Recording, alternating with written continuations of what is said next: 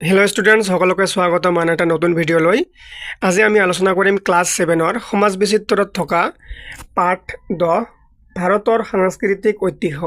এই পাঠৰ অন্তৰ্গত দুটা অনুশীলনী দিয়া আছে আৰু এই অনুশীলনীবোৰত থকা যিমানখিনি প্ৰশ্ন আছে গোটেইখিনিৰ উত্তৰ তোমালোকক অতি চুটিকৈ আৰু সুন্দৰকৈ এইটো ক্লাছত বুজাই দিয়া হ'ব। চ' তোমালোকে ক্লাছটো স্কিপ নকৰাকৈ শেষলৈকে চাই থাকিবা। এতিয়া অনুশীলনী 1ত দিছে বা অনুশীলনী 1ত দিয়া আছে 1 নম্বৰত তলৰ প্ৰশ্নবোৰৰ উত্তৰ দিয়া। তাৰে ক নম্বৰ প্ৰশ্ন, ভাৰতৰ বেছিভাগ ভাষাৰ মূল স্বৰূপ ভাষাটো কি? ভাৰতত যিমানখিনি ভাষা আছে তাৰে ভিতৰত বেছিভাগ ভাষাৰ মূল স্বৰূপ ভাষাটো কি? যে মূল ভাষাটো কি যাৰ পৰাই গোটেইখিনি ভাষা কি হৈছে মেলি আহিছে। ইয়াৰ উত্তৰ হ'ব যে ভাৰতৰ বেছিভাগ ভাষাৰ মূল স্বৰূপ ভাষাটো হ'ল কি? সংস্কৃত ভাষা বা প্ৰাচীন ভাৰতীয় আৰ্য ভাষা। এই ভাষাটোৰ পৰাই আমাৰ ভাৰতত যিমানখিনি ভাষা আছে এই ভাষাটো হ'ল কি? গোটেইখিনি ভাষাৰ মূল স্বৰূপ। ঠিক আছে। তাৰপিছত খ নম্বৰ প্ৰশ্নত কৈছে যে সংস্কৃত ভাষাক কিয় দেৱভাষা বোলা হয়? ভেৰি ইম্পৰ্টেণ্ট হয়।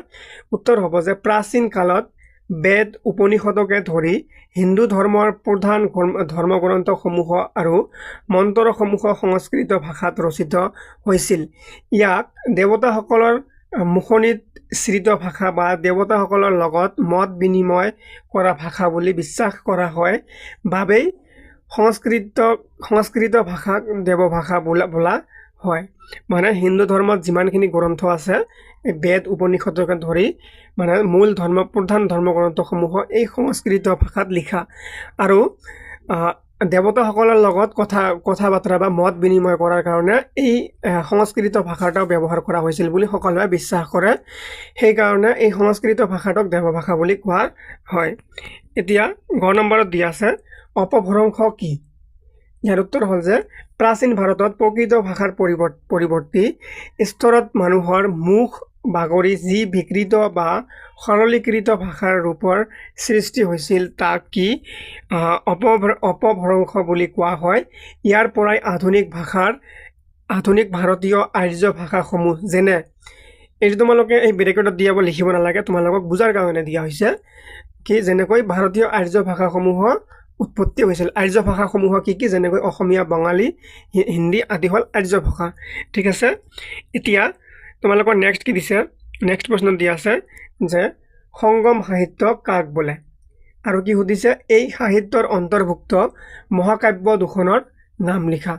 উত্তৰ হ'ল প্ৰাচীন কালত দক্ষিণ ভাৰতত তামিল কবি সাহিত্যক আৰু পণ্ডিতসকলৰ কেইবাখন কি আছিল মহামিলন বা সন্মিলন অনুষ্ঠিত হৈছিল। এই সন্মিলনসমূহক সংগম বোলা হৈছিল অকল দক্ষিণ ভাৰতত, কিন্তু অৰ্থাৎ সাউথ ইণ্ডিয়া বুলি তোমালোকে সকলোৱে গম পোৱা। এই সাউথ ইণ্ডিয়াৰ কিছুমান কবি সাহিত্যিকে কি কৰিছিল আৰু পণ্ডিতসকলে কি কৰিছিল কিছুমান মহামিলন বা সন্মিলন পাতিছিল। এই সন্মিলনবোৰক সংগম বোলা হৈছিল। এই সংগমসমূহত ৰচিত বিশাল সাহিত্যৰাজিক সংগম সাহিত্য বোলা হয় আৰু এই সংগমত কিছুমান ৰচনা কৰা হৈছিল। এই ৰচনাবোৰক কি বুলি কোৱা হয়? সংগম সাহিত্য বুলি কোৱা হৈছিল। আৰু এই সাহিত্যৰ অন্তৰ্ভুক্ত দুখন মহাকাব্য হ'ল, এখন হ'ল শিলাপাদ্যিকৰম আৰু আনখন হ'ল কি মন্নী মেকলাই। এখন হ'ল শিলাপাদ্যিকৰম আৰু এখন হ'ল মন্নী মেকলাই। তাৰপিছত তোমালোকৰ নেক্সট প্ৰশ্নত দিছে যে সংস্কৃত ভাষাত লিখা দুখন সাধুকথাৰ পুথিৰ নাম লিখা। সংস্কৃত ভাষাত লিখা দুখন সাধুকথাৰ পুথিৰ নাম হ'ল পঞ্চতন্ত্ৰ আৰু হিতোপদেশ। ঠিক আছে। এই দুখন হ'ল কি সংস্কৃত ভাষাত লিখা দুখন সাধুকথা পুথিৰ নাম। ঠিক আছে। তোমালোকে এই ব্ৰেকেটৰ কথাখিনি লিখিব নালাগে, তোমালোকে অকল মনত ৰাখিবা। কি মনত ৰাখিবা? পঞ্চতন্ত্ৰ আৰু আনখন হ'ল হিতোপদেশ। এতিয়া তোমালোকৰ এই পাঠৰ অনুশীলনী 2ত কি সুধিছে? 1 নম্বৰত তলৰ প্ৰশ্নবোৰৰ উত্তৰ দিয়া। তাৰপিছত কৈছে ক নম্বৰ প্ৰশ্ন যে ভাৰতৰ সংগীতৰ মূল ভেটি কি? ভেৰি ইম্পৰ্টেণ্ট হয় প্ৰশ্নটো। ভাৰতৰ যে সংগীত আছে অৰ্থাৎ গান মিউজিক, ইয়াৰ মূল ভেটি কি? উত্তৰ হ'ব ভাৰতৰ সংগীতৰ মূল ভেটি হ'ল কি? সামবেদ হ'ব। ভাৰতীয় সংগীতৰ মূল ভেটি হ'ল সামবেদ।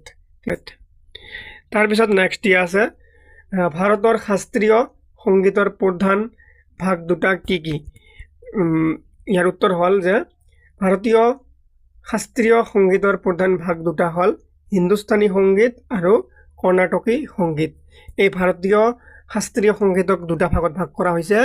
এটা হ'ল কি তোমালোকৰ হিন্দুস্তানী সংগীত আৰু আনটো হ'ল কৰ্ণাটকী সংগীত। তাৰপিছত নেক্সট দিয়া আছে তোমালোকৰ কালিদাসে ৰচনা কৰা দুখন নাটকৰ নাম লিখা। ভেৰি ইম্পৰ্টেণ্ট, এইটো তোমালোকে দাগ দি ৰাখা, এই দুখন তোমালোকে ভালকৈ মনত ৰাখিবা। উত্তৰ হ'ল কালিদাসে ৰচনা কৰা দুখন নাটকৰ নাম হ'ল অভিজ্ঞানম শকুন্তলম আৰু বিক্ৰম বৰ্ষীয়ম বা মালবিকাগ্নি মিত্ৰম। ঠিক আছে, নামটো ভালকৈ মনত ৰাখিবা, অভিজ্ঞানম শকুন্তলম। কালিদাসে ৰচনা কৰা দুখন নাটকৰ নাম, এখন হ'ল অভিজ্ঞানম শকুন্তলম। এইখন কিন্তু এখনৰ নাম, দুইটা শব্দ মিলি এখনৰ নাম হয় যে অভিজ্ঞানম শকুন্তলম। আৰু তোমালোকে এইটো মনত ৰাখিবা বিক্ৰম বৰ্ষীয়ম। এই দুটা একেই বস্তু হয়, কিন্তু নাম দুটা বেলেগ বেলেগ। তোমালোকে এটা মনত ৰাখিলে হ'ব। ইয়াত দুটা নাটকৰ নাম খুজিছে, এখন হ'ল অভিজ্ঞানম শকুন্তলম আৰু আনখন হ'ল বিক্ৰম বৰ্ষীয়ম। মনত ৰাখিবা, নাইবা যদি তোমালোকে বিক্ৰম বৰ্ষীয়ম টান পোৱা তোমালোকে মালবিকাগ্নি মিত্ৰম এই দুটাৰ এটা মনত ৰাখিলে হৈ যাব। এই দুয়োটাই একেই হয়। ঠিক আছে, এতিয়া নেক্সট দিয়া আছে যে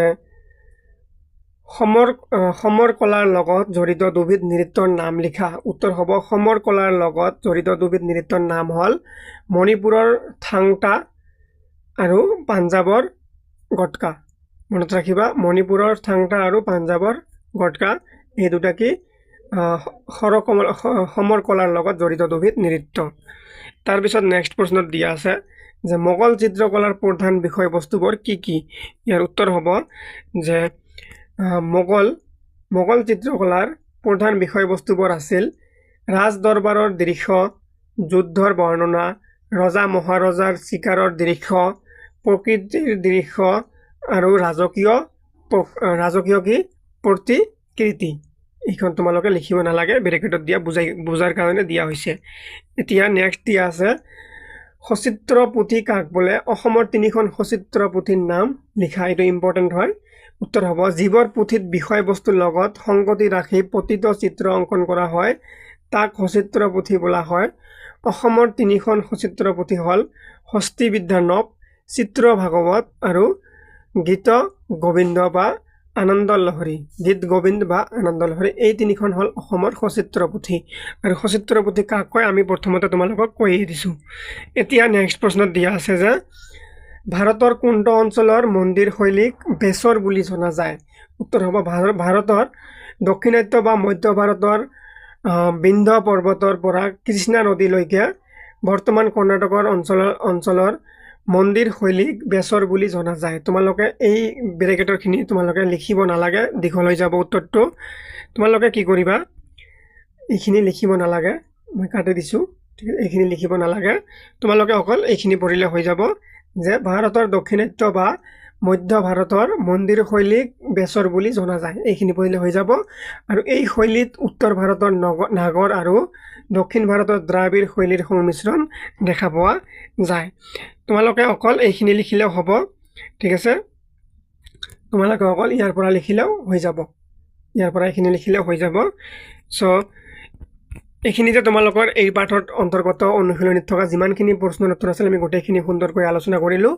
আশা কৰিছোঁ তোমালোকে ক্লাছটো বুজি পাইছা। বুজি পালে লাইক কমেণ্ট কৰি ক্লাছবোৰ শ্বেয়াৰ কৰি থাকিবা আৰু ৰাইমনা ক্লাছেছ ইউটিউব চেনেলটো ছাবস্ক্ৰাইব কৰিবা। ধন্যবাদ সকলোকে।